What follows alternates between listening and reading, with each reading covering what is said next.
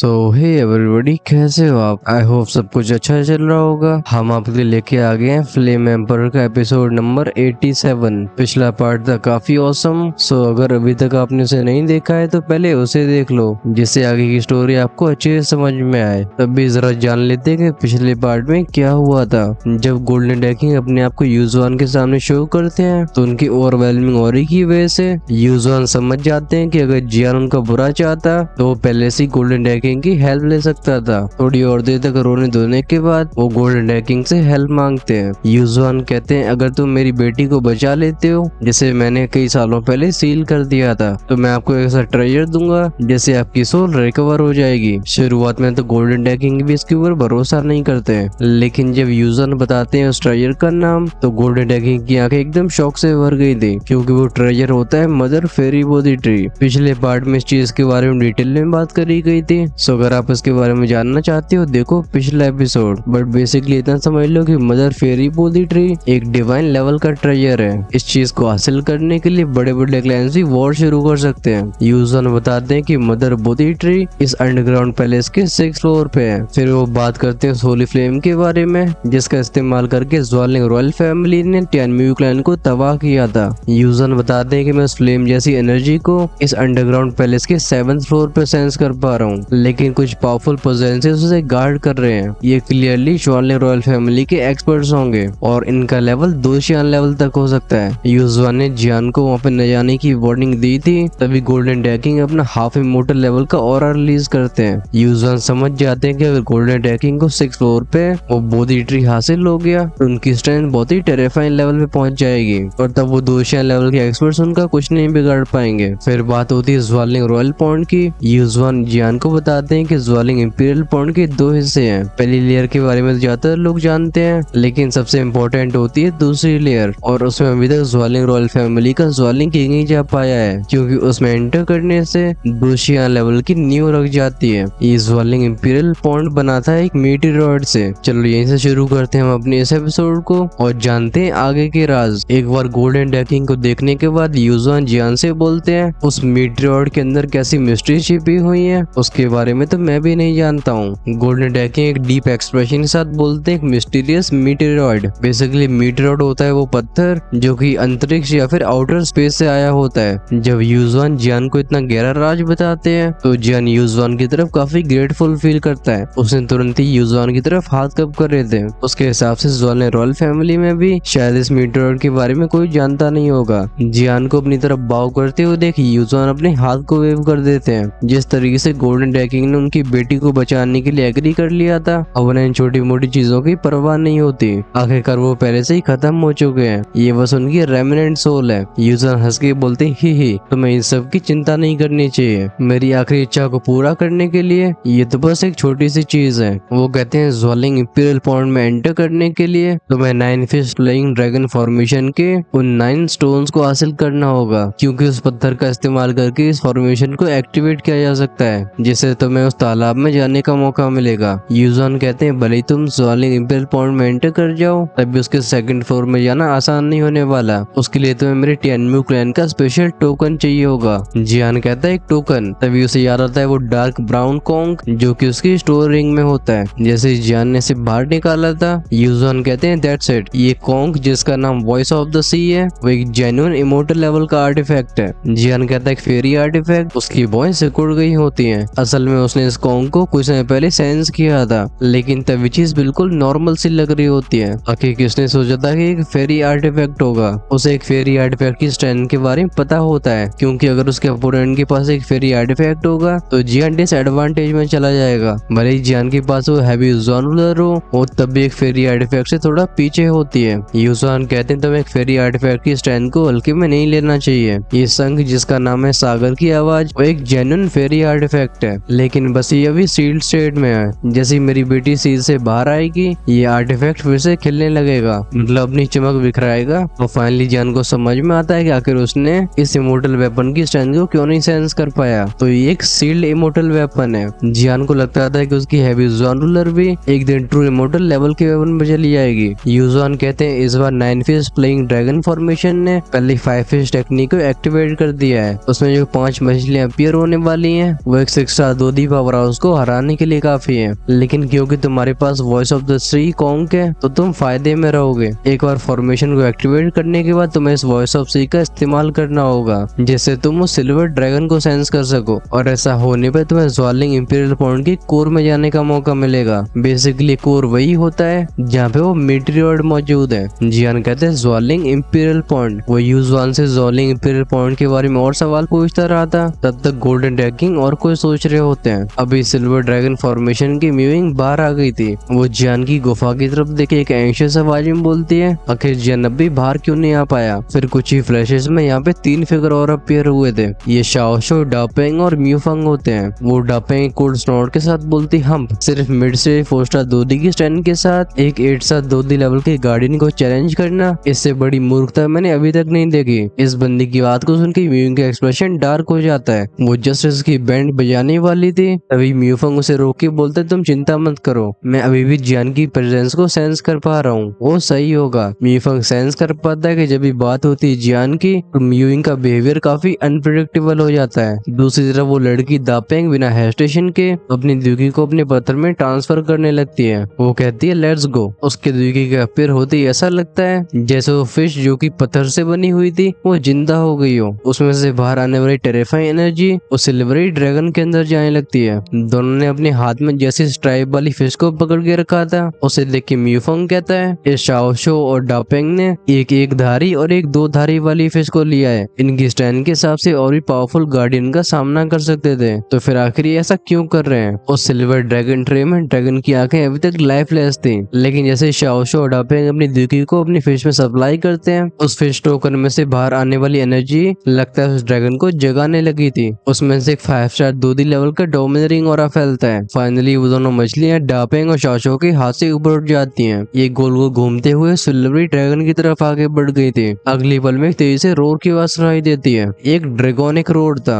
ऐसे नजारे को देख के म्यूफंग तुरंत ही पीछे जाने लगा था। वो कहता है डैम इट, इन दोनों ने फॉर्मेशन को जल्दी ट्रिगर कर दिया। अपने टेरिफाइंग प्रेशर को लेके वो सिल्वर ड्रैगन डापेंग और शाओशो की तरफ आगे बढ़ जाता है। शाओशो तुरंत ही अपनी रिंग में से एक अजीब सा पाउडर निकालता है। वो हम्प करके बोलता है, सिर्फ एक बीस की हमारी ज़्वालिंग रॉयल फैमिली के खिलाफ जाने की हिम्मत हो रही है, ये ले। इस पाउडर को म्यूइंग पहचान लेती है। वो कहती है आखिर ये पाउडर इतना जाना पहचाना क्यों लग रहा है। दूसरी तरफ म्यूफंग उसे चेतावनी देती है, बोलता है तुम्हें इस पाउडर से दूर रहना होगा, ये एक बेहोशी का पाउडर है। वो सिल्वर ड्रैगन की आंखों को लाल होते हुए देख वो पतला और बहुत ही लंबा शाओशो तेजी से हंसने लगा था। लगता है इस पाउडर में कंट्रोलिंग इफेक्ट भी होता है। वो तुरंत ही म्यूफंग और म्यूइंग की तरफ पॉइंट करके बोलता है, सिल्वर ड्रैगन इनके ऊपर अटैक करो। ऐसे सीन को देख के म्यूफंग दांती मीस के बोलता है डैम इट, तो इनका ये प्लान था। अब उसे समझ में आता है कि डापेंग और शाओशो का एक और 2 धारियों वाली गोल्डफिश को चूज करने का क्या रीजन था। अपनी 5 स्टार दोदी लेवल की स्ट्रेंथ को लेके ये इन कमजोर लेवल की गार्डियंस को जल्दी खत्म कर सकते हैं, जिससे इस फॉर्मेशन को जल्दी एक्टिवेट किया जा सके। फिर उस मिस्टीरियस पाउडर का इस्तेमाल करके सिल्वर ड्रैगन के ऊपर कंट्रोल करना, जिससे बर्निंग एसेंस फॉइलिन के तीनों डिसेबल्स को खत्म किया जा सके। शाओशो कहता है अफसोस की बात है कि इस पॉइंट स्प्लिटिंग कंपटीशन का टॉप स्कोरर जियान यहाँ पे मौजूद नहीं है, वरना मैं तुम तीनों को हेल्थ साथ में भेजता। लेकिन तुम दोनों चिंता मत करो, उसकी मिड स्टेज 4 स्टार दोदी की स्ट्रेंथ उसे लंबे समय तक सेफ नहीं रखेगी। तुमसे डील करने के बाद उसकी बारी है। इस समय शाओशो अपने आप को एकदम किंग समझने लगा था। उसकी आवाज से अलग ही लेवल का घमंड टपक रहा होता है। इस समय म्यूफंग की आंखें एकदम कॉन्ट्रैक्ट हो गई थी। उस सिल्वरी ड्रैगन के टेरिफाइंग ऑरा को सेंस करके म्यूफंग समझ जाता है कि उसका ऑरा कम से कम 5 स्टार दोदी के पीक लेवल का है। भले ही उसकी स्ट्रेंथ 4 स्टार दोदी की लेट स्टेज पे पहुंच चुकी हो, तभी सिल्वर ड्रैगन उसे एक ओवरवेलमिंग प्रेशर फील करवा रहा था। म्यूइंग भी अपनी दांती मीस की बोलती है, तो शुरुआत से इन दोनों का ये प्लान था। भले ही उसने दुनिया ज्यादा ना देखी हो, तभी इन दोनों के एक्शन से एक बात तो साफ हो जाती है कि ये प्लान काफी पहले बनाया गया है। अभी म्यूफंग और म्यूइंग की तरफ से सिल्वर ड्रैगन ही आगे नहीं बढ़ रहा था, बल्कि वो एक और 2 पैटर्न वाली मछलियां भी उसके गोल गोल घूम रही होती है। जहाँ जहाँ से सिल्वर ड्रैगन निकलता है स्पेस भी फट जाता है। म्यूइंग जानती थी कि ये स्ट्रेंथ म्यूफंग के लिए काफी ओवरवेलमिंग होगी, इस वजह से वो एक काम स्माइल के साथ बोलती है मैं इसे हैंडल करती हूँ। उसे अपनी स्ट्रेंथ पे इतना कॉन्फिडेंस था। इस फाइट में अपनी लिमिटेशंस को समझते हुए म्यूफंग कहता है तुम केयरफुल रहना। जब यहाँ पे सब सीन चल रहे थे, उन 9 गुफाओं में से एक गुफा के अंदर से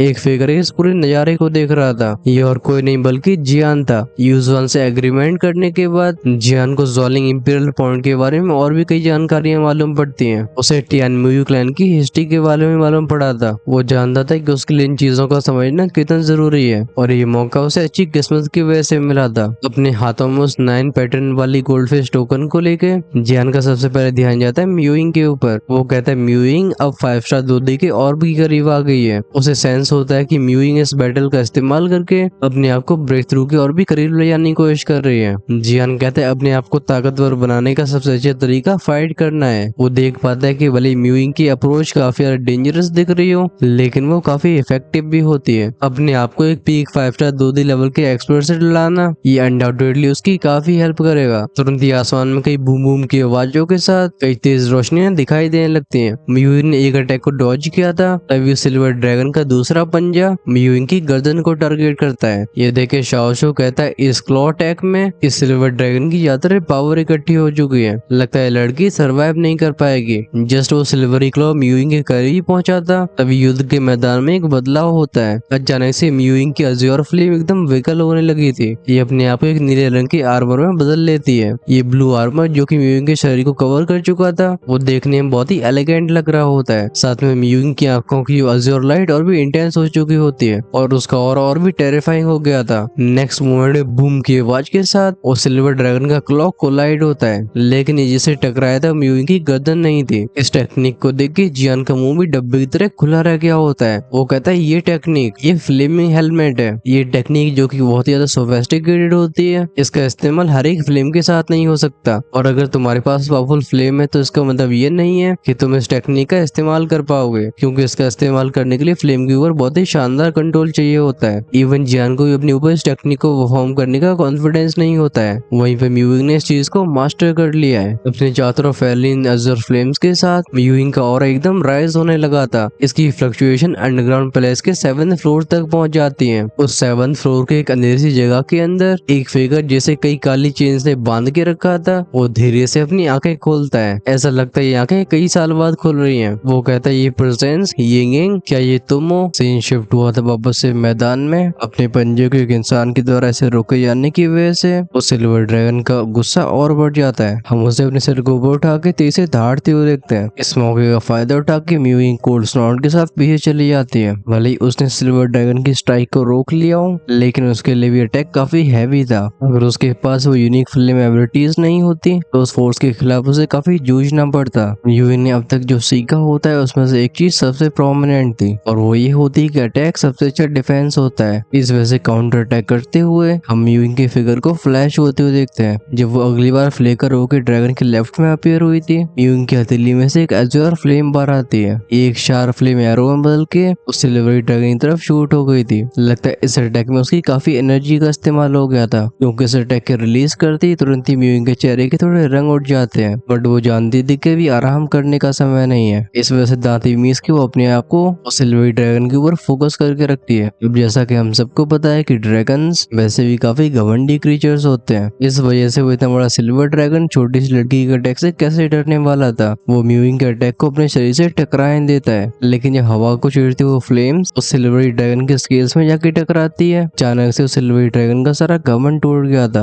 अब पहली बार उसकी आंखों में एक फियर फ्लेकर हो रहा था, क्योंकि जहाँ पे वो फ्लेम टकराई थी वहाँ पे एक गहरा सा होल बन गया होता है। जैसे सीन को देख के जान भी एकदम शॉक हो जाता है। वो कहता है म्यूइंग की फ्लेम इतनी पावरफुल कैसे हो सकती है। उसे ऐसा लग रहा था कि शुरुआत में म्यूइंग उस सिल्वरी ड्रैगन के खिलाफ स्ट्रगल करने वाली है। आखिरकार वो सिल्वर ड्रैगन एक पीक 5 स्टार दूधी की स्ट्रेंथ को रखता है। अगर म्यूइंग किसी भी खतरे में आती तो जियान एक्शन लेने के लिए तैयार था, लेकिन लगता है ये फ्लेम्स उसके एक्सपेक्टेशंस के बियॉन्ड निकल गई हैं। म्यूइंग की अज़र फ्लेम ऐसी हैवी डैमेज को रखती है जिसका सामना जियान की मिल्की वाइट फ्लेम भी नहीं कर सकती, जो कि 23 तरह की पावरफुल हेवली फ्लेम से मिलकर बनी है। अब वो म्यूइंग की स्ट्रेंथ को और भी ध्यान से ऑब्जर्व करने लगता है। जियान कहता है लगता है मैंने म्यूइंग को हल्के में ले लिया था। दूर जा चुका म्यूफंग जो कि अभी तक म्यूइंग की सेफ्टी के बारे में चिंता कर रहा था, म्यूइंग को सिल्वर ड्रैगन को घायल करते हुए देख वो रिलीफ फील करता है। वो कहता है लगता है जियान और म्यूइंग दोनों ही अपनी स्ट्रेंथ को छिपा रहे थे। जहाँ पे म्यूइंग की पार्टी खुश हो चुकी थी, इस सिल्वर ड्रैगन के इंजर्ड होने की वजह से वो शाओशो और डापे एकदम फ्रस्ट्रेटेड हो जाते हैं। शाओशो चिल्ला के बोलता है डैम इट, तुम समय को बर्बाद करना बंद करो, उस लड़की को जल्दी से फिनिश कर दो। लेकिन शाओशो के मुंह से शब्द भारी आए थे तभी वो सिल्वर ड्रैगन म्यूइंग की तरफ झपट्टा न मारते हुए उल्टा शाओशो की तरफ मुड़ जाता है। उसकी उन लाल आंखों में एक अलग लेवल की इंटेंसिटी ही आ चुकी होती है। इसी मोमेंट में उसकी बहन डापेंग नोटिस करती है एक फिगर को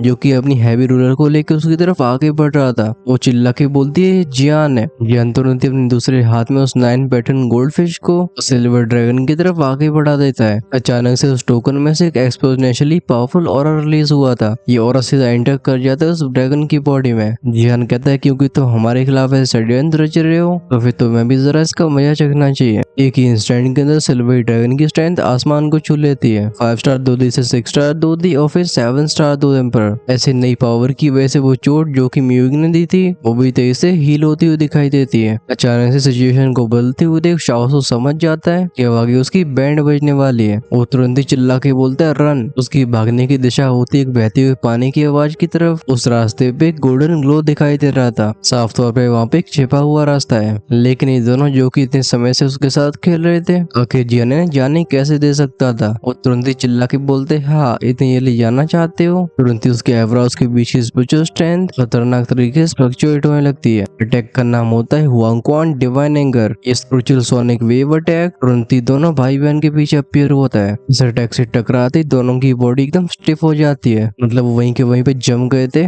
और उस सिल्वर ड्रैगन के लिए इतना समय काफी होता है। हम तुरंत ही उसे शाओसु के करीब पहुंचते हुए देखते हैं। दूसरी तरफ जेनिस अच्छे मौके का फायदा कैसे नहीं उठाता। वो तुरंत ही म्यूइंग और म्यूफंग के हाथों को पकड़ के उस छिपे हुए रास्ते की तरफ आगे बढ़ जाता है। इन दोनों भाई बहनों को छोड़ दिया जाता है सिल्वर ड्रैगन के लिए। जब जियान उस रास्ते के अंदर पहुंचा था उसकी स्टोरी में जो मिस्टीरियस कॉन्ग होता है हम उसे हल्का सा ग्लो करते हुए देखते हैं। फिर तीनों के फिगर गायब हो जाते हैं। जियान के स्पिरिचुअल वेव अटैक से टकराने के बाद जब बैंग बैंग की आवाज के साथ वो सिल्वर ड्रैगन इन दोनों की फुटबॉल बना देता है। इस समय शाओसु के चेहरे का एक्सप्रेशन बहुत डार्क था। वो खांसते हुए बोलता है डैम इट जियान तुम्हें इसकी कीमत चुकानी पड़ेगी। वो अंदर से चाहे कितना भी गुस्सा महसूस कर रहा हो लेकिन उसके पास जियान की टोली को डिसअपीयर होते हुए देखने के अलावा और कोई विकल्प नहीं होता है। उसकी सिस्टर डापेंग जो कि सिल्वर ड्रैगन के अटैक की वजह से एकदम डिस्पेयर में जा चुकी थी वो शाओसु से बोलती है ब्रदर। ये देख के शाओसु दांती मींस के बोलता है चलो हम पहले इससे डील करते हैं। अगर वो दोनों अपनी स्ट्रेंथ को कंबाइन कर देते हैं हो सकता है कि वो सिल्वर ड्रैगन का जैसे तैसे करके सामना कर पाए। जिस पल जियान उस कॉरिडोर से गायब हुआ था उसे एक इंडिस्क्राइबेबल लेवल की एनर्जी फील होती है। एनर्जी के शिफ्ट की वजह से म्यूइंग चिल्ला के बोलती है जियान, लेकिन इस अनयूजुअल सक्शन फोर्स की वजह से उसके और म्यूफंग के हाथ जियान से दूर हो जाते हैं। तीनों को अलग करने वाली उस अनसीन फोर्स की वजह से जियान के एक्सप्रेशन भी चेंज हो गए होते हैं। वो कहता है तो इस वॉलिंग इंपीरियल पॉइंट की अपनी खुद की एक स्पिरिचुअल एसेंस है। अपने साथियों से बिछड़ने के बाद भी जियान शांत रहता है। उसे लगता था कि इस अनयूजुअल स्पिरिचुअल एसेंस की वजह से म्यूइंग और म्यूफंग को फायदा ही होगा। फाइनली वो चारों तरफ देखता है। ये जगह किसी तालाब कम समंदर ज्यादा लग रही थी। जियान कहता है लगता है ज्वालिंग रॉयल पॉइंट का सेकंड लेवल होगा। इसमें मौजूद होता है एक आइलैंड पे जो कि चारों तरफ पानी के बीचों बीच में था। जेनिस पूरे आइलैंड के ऊपर एक फॉर्मेशन को सेंस करता है। ये उस फॉर्मेशन से सिमिलर होती है जिसका इस्तेमाल करके उसे फर्स्ट फ्लोर से टेलीपोर्ट किया गया था। बस ये फॉर्मेशन कुछ ज्यादा ही एंशिएंट लग रही थी। ऐसा लगता है जैसे कई सौ सालों से छुआ ना गया हो। जब वो लहरें आइलैंड से टकराया करती थी तो सफेद मिस्ट आसमान में फैल जाती है। ये ज्वालिंग इंपीरियल पॉन्ड एकदम कलरलेस होता है। असल में जियान को लग रहा होता है कि ये सुनहरा होगा। फिर वो नजर घुमाता है आइलैंड की चारों तरफ। जियान कहता है क्या अजीब जगह है। अब क्योंकि मैं यहाँ पहुंच ही चुका हूँ तो क्यों न इस जगह को एक्सप्लोर किया जाए। काफी जल्दी वो उस आइलैंड के किनारे पहुंचा था जहाँ पे एक बड़ा सा पत्थर होता है। इस पत्थर के ऊपर लिखा हुआ था फॉरबिडन प्लेस। इसी पल में जियान के हाथ के ऊपर का स्पेस फ्लक्चुएट होता है और वो ब्राउन सी कॉन्ग अपीयर हुआ था। इस बार इस शंख को जियान ने अपनी स्टोरी रिंग से बाहर नहीं निकाला होता बल्कि ये अपने आप ऐसा कर रहा है। जियान याद करता है किस तरीके से म्यूइंग और म्यूफंग को उसे दूर किया गया था। वो कहता है क्या ये उस अजीब फोर्स की वजह से है। लगता है इस कॉन्ग यानी कि शंख ने जियान को उस फोर्स से बचाया होगा जिसकी वजह से वो इस आइलैंड पे रुक पाया है। उसे यूजुआन की वार्निंग भी याद आती है। यूजुआन ने कहा था कि इंपीरियल पॉइंट के सेकंड लेवल पे वही आ सकते हैं जिनके पास टियानमू क्लैन का टोकन होता है। जियान कहता है तो यूजुआन झूठ नहीं बोल रहे थे। उसे ऐसा लगता है कि उसके साथ ही फर्स्ट फ्लोर पे सुरक्षित होंगे। फाइनली अपने आप को शांत करके जियान अपने सामने के रास्ते पे ध्यान लगाता है। यूजुआन ने बताया था कि मिस्टिकल मीटेरियोइड के बारे में, लेकिन ये तालाब इतना ज्यादा बड़ा है कि उस चीज को ढूंढना जियान के लिए बहुत डिफिकल्ट होगा। आगे बढ़ रहे जियान को कई हरे भरे पेड़ दिखाई देते हैं। ये प्लांट्स होते एकदम ट्रायंगुलर और इनकी जड़ें काफी पैनी पैनी थी। ये हवा चलने पे इस तरीके से लहराते थे जैसे जिंदा हो। ये अजीब सी चीजें उसे अलर्ट कर देती हैं। वो कहता है कि अजीब पेड़ पौधे हैं। तुरंत ही उसके एक इशारे पे एक हेवली फ्लेम का बैरियर उसे सराउंड कर लेता है। इस अनजान जगह पे जियान हर चीज के लिए तैयार रहना चाहता था और लगता है जियान का ऐसा करना सही भी था, क्योंकि अगले मोमेंट में उसके कान में एक आवाज पहुंचती है। ऐसा लगता है सवाज के मालिक की उम्र काफी कम होगी। वो कहता है तुम काफी शार्प हो। ये सुन के जियान की आंखें तुरंत ही नैरो हो जाती हैं। वो चारों तरफ घूम के सर्च करने लगता है, लेकिन लगता है ये आवाज पेड़ों से नहीं आ रही थी, बल्कि उसके चारों तरफ के तालाब से आ रही होती है। वो आवाज फिर से बोलती है यहाँ पे हजारों सालों से कोई नहीं आया है। बिग ब्रदर क्या तुम मेरे साथ खेलना चाहोगे? तुरंत ही पफ की आवाज के साथ हम हवा में एक फिगर को मेटेरियलाइज होते हुए देखते हैं। जैसे ही जियान स्टर्निंग फिगर को देखता है उसकी इंस्टिंक्ट्स चीखने लगती हैं। जियान तुरंत ही वापस मुड़कर जंगल की तरफ भागने लगा था। उस फिगर की आवाज फिर से आती है, तुम इतनी जल्दी कहाँ जाने की कोशिश कर रहे हो? मैं तुम्हें खाने नहीं वाली, लेकिन तुम जिस फॉरबिडन एरिया की तरफ जा रहे हो वहाँ पे रहने वाला एंशिएंट बीइंग तुम्हें जरूर खा जाएगा। सच में काफी अफसोस की बात है, मुझे तुम काफी अच्छे लगे थे। ये उस फिगर की आखिरी आवाज होती है। ऐसा लगता है वो फिगर हवा में मिल गया हो। जियान को बस पानी की लहरों की आवाजें सुनाई देती है। वो तुरंत ही अलर्टनेस की वजह से अपनी हैवी जानवर को बाहर निकाल लेता है। जियान एक हल्की आवाज में पूछता है लौंगी तुम इस जगह के बारे में क्या जानते हो? जियान कहता है वो लड़की उस जैसी प्रेजेंस मैंने कभी सेंस नहीं करी है। तभी जियान को लगता है कुछ याद आ गया था। वो कहता है अब मैं यूजवान की बात को याद कर पा रहा हूँ। लौंगी पूछते हैं ओ तुम ऐसा क्या याद आ गया है? इस जगह पे आने से पहले यूजवान ने जियान को एक चेतावनी दी थी कि ज्वालिंग इंपीरियल पॉन्ड में एक विच रहती है। अगर तुम्हारा उससे सामना होता है तो फिर तुरंत ही अपनी पूरी ताकत का इस्तेमाल करके भागने की कोशिश करना। आखिरकार उसका सामना तो मैं भी नहीं कर सकता हूँ। यूजवान की वार्निंग को याद करके अभी जियान के पसीने छूट गए थे। उस लड़की की मौजूदगी में जियान को ऐसा लग रहा था जैसे उसके सामने कुछ नहीं है। उस मोमेंट में जियान की सी ऑफ कॉन्शियसनेस भी ट्रेम्बल हो गई थी। साफ तौर पे वो लड़की ऐसी अपोनेंट थी जिसे जियान अभी हरा नहीं सकता है। जियान कहते सीनियर यूजवान ने बोला था कि भले ही विच एक लड़की की फॉर्म में हो, लेकिन ऐसे ही फॉर्म लेना पसंद है। सर में ये बहुत ही पुरानी विच है। अभी जियान उस फॉरबिडन प्लेस की बाउंड्री पे होता है। ये रास्ता इस तरीके से क्लीन था जैसे यहाँ पे कोई रोज साफ सफाई करने आता हो। रोड के चारों तरफ हरी भरी घास होती है। एक बार कंफर्म करके कि वो विच उसका पीछा नहीं कर रही है, जियान उन पेड़ों के पास जाता है। जियान कहते हैं अगर ये पेड़ पौधे ज्वालिंग इंपीरियल पॉइंट की एनर्जी पे थ्राइव कर रहे हैं तो इसका मतलब इनके अंदर ज्वालिंग इंपीरियल पॉइंट की एनर्जी होगी। फाइनली वो अपने हाथ को बढ़ाता है एक पेड़ की तरफ। उसने जैसे उस पेड़ की टहनी को छुआ था, जियान को अंदर से एक चिल फील होती है। वो कहता है अजीब बात है। फिर वो जब वो दूसरे पेड़ को छूता है तो उसे कुछ भी महसूस नहीं होता। अपने हाथ को वापस लेके जियान वॉइस रिकॉर्ड के बोलता है अगर इन पेड़ों के पास वो एनर्जी नहीं है तो ज्वालिंग इंपीरियल पॉइंट की ऊर्जा गई तो गई कहाँ पे? तभी उसके हाथों की एंशिएंट रूलर ग्लो करती है। लौंगी का ड्रैगोनिक फॉर्म जियान के साइड में मेटरलाइज हुआ था। वो कहते हैं यहाँ की स्पेशल फ्लक्चुएशन में मैं कुछ अजीब सा महसूस कर रहा हूँ। ये सुन के जियान अपनी सोल पावर को रिलीज करता है जैसे इस एरिया को स्कैन किया जा सके, लेकिन जैसे ही उसकी सोल एनर्जी बाहर एक्सटेंड होती है ये तुरंत ही डिसिपेट भी हो गई थी। ये कुछ ऐसा होता है जैसे किसी चीज ने उसकी सोल एनर्जी को निगल लिया हो। दूसरी बार अपने साथ ऐसा होने की वजह से जियान फ्रस्ट्रेट हो चुका होता है। वो कहते हैं लगता है यहाँ का स्पेस सोल पावर को डिवावर करता है। लगता है रेस्ट्रिक्शंस सोल पावर को फैलने से रोकने के लिए बनाई गई हैं। जियान पूछता है लौंगी क्या आप कुछ सेंस कर पा रहे हो? लौंगी कहते हैं नहीं, इस जगह की फ्लक्चुएशंस काफी ज्यादा अजीब हैं। इनमें कुछ अलग महसूस नहीं हो रहा है, लेकिन ये नॉर्मल भी नहीं लग रही है। ये सुन के जियान फाइनली गहरी सांस भरता है। तो एक डिटर्मिनेशन से भरी आवाज में कहता है अगर मुझे जमीन कुछ बताना नहीं चाहती तो शायद आसमान ऐसा करेगा। फिर बूम साउंड के साथ एक फायरी एनर्जी जियान को एक रॉकेट में बदल देती है। वो सीधा ऊपर की तरफ चला गया था। जियान के लिए अफसोस की बात ये थी कि इस बार उसका प्लान काम नहीं करने वाला था। वो जस्ट 5 मीटर ऊपर तक पहुंच पाया था। तभी एक पावरफुल फोर्स उसके फिगर को जमीन की तरफ इतनी तेज बाउंस बैक करती है कि नीचे धूल का एक बड़ा सा बादल बन जाता है। लौंगी जियान को इस तरह की धूल में लौटते हुए देख अपने आप को जैसे जैसे करके कंट्रोल कर पाते हैं। जियान कहते हैं स्पेस सच में काफी अजीब है। ऐसी बात नहीं कि ऊपर जाते समय उसने सावधानी नहीं बरती थी, लेकिन उस अजीब सी फोर्स ने जियान के ऊपर अचानक से ऐसे हमला किया कि वो रिएक्ट भी नहीं कर पाया। वो रियलाइज करता है कि इस आइलैंड के ऊपर के आसमान को एक पावरफुल बैरियर ढके हुए है। फाइनली उसके चेहरे के एक्सप्रेशंस अगली होने लगते हैं। जियान कहता है स्पेस एक तरीके का प्रिजन है। तभी गोल्डन डैकिंग जो कि अभी तक शांत होते हैं उनकी आवाज जियान के दिमाग में गूंजती है। वो कहते हैं सिर्फ एक प्रिजन ही नहीं है बल्कि इसने तुम्हारी दूधी बॉडी को भी सील कर दिया है। इस मोमेंट में जियान का चेहरा एकदम अगली हो जाता है। वो कहता है क्या? क्योंकि वो 10th रैंक की 2 इमोर्टल बॉडी जियान का एक बहुत ही पावरफुल ट्रम्प कार्ड था। उसके सील होने की वजह से उसे पावरफुल अपोनेंट्स का सामना करने में बहुत परेशानी होने वाली है। जियान की इमोशंस को इस तरह से फ्लक्चुएट होती हुई देख गोल्डन ड्रैगन बोलते हैं इतनी जल्दी हताश मत हो। ये बात सच है कि हमारा वापस जाने का रास्ता रोक दिया गया है और तुम्हारी दूधी बॉडी भी सील हो चुकी है, लेकिन आखिर कौन कह रहा है कि हमें यहाँ से बाहर जाना है? लगता है गोल्डन ड्रैगन के शब्दों ने जियान के दिमाग के दरवाजे खोल खोल दिए थे। और फाइनली अपना मुंह डब्बे की तरह खोल के बोलता है, ओ मैं तो भूल ही गया था कि मैं आखिर यहाँ पे क्यों आया हूँ। अपनी एंशिएंट रूलर को फिर से अपनी पीठ पे रख के जियान कहता है क्योंकि पीछे जाने का अब रास्ता नहीं बचा है तो मुझे स्टेप बाय स्टेप आगे ही बढ़ना होगा। वैसे आगे तो मैं भी बढ़ना चाहता था, लेकिन हम आगे बढ़ेंगे नेक्स्ट एपिसोड में। आपको एक्सप्लेनेशन कैसी लगी है फटाफट से कमेंट्स में लिख के बताओ। पिछले एपिसोड में कुछ लोगों की शिकायत थी कि एपिसोड छोटे हो रहे हैं। वेल इसका पहला रीजन है कि फेस्टिवल सीजन चल रहा है, जिसकी वजह से मैं काफी ज्यादा बिजी हूँ। साथ में मुझे एग्जामिनेशंस की तैयारी भी करनी पड़ रही है। और दूसरी बात यह है कि व्यूज के डिक्रीज होने की वजह से मोटिवेशन थोड़ा सा कम हो गया है। अगर आप में से किसी के पास इसे फिक्स करने का कोई आइडिया हो तो उसे कमेंट्स में जरूर शेयर करें। अगर मुझे पसंद आता है तो मैं नेक्स्ट एपिसोड में से शाउट आउट जरूर दूंगा। अगले पार्ट में हम आगे कुछ अजीब जड़ी बूटियों के बारे में जान रहे होंगे। और दूसरी तरफ वो शाओ शो